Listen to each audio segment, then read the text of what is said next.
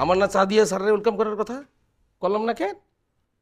যাই কইরা আসি, না থাক গিয়ে আবার কোন জারি মারি খাই। কটা দিন যাক, মালটার একটু বুঝি। স্যার চা খাবেন? আচ্ছা দেখি কি করা যায়, অফিসে আসলে ছুটি পাইতেছি না তো, অনেক প্যারার মধ্যে। ওকে।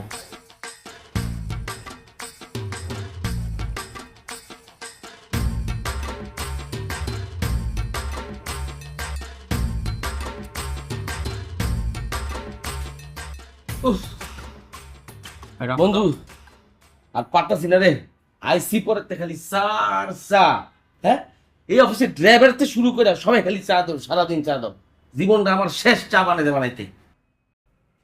চায়ের কেন কি কবি ক কি রে, কত কষ্ট। আনোয়ার, আমি একটা থাপ্পড় দিয়ে তোমার 32টা দাঁত ফেলে দেবো। ভাই, আমি তোমার কোন আমলের বন্ধু নাকি তুমি সবসময় আমাকে বন্ধু বন্ধু করো? আচ্ছা বন্ধু, তুই তো আমার অনেক ভালো বন্ধু।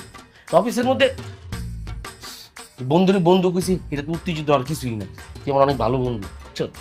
আনোয়ার ফাটদার, তুমি যে এই অফিসে বন্ধুর ব উচ্চারণ করো, আমি তো তোমার চাকরি খাবই, তোমাকে আমি গুম করে ফেলবো। তার জন্য আমার যত টাকা লাগে আমি সেটা দিব। চল এখান থেকে। খুব একটা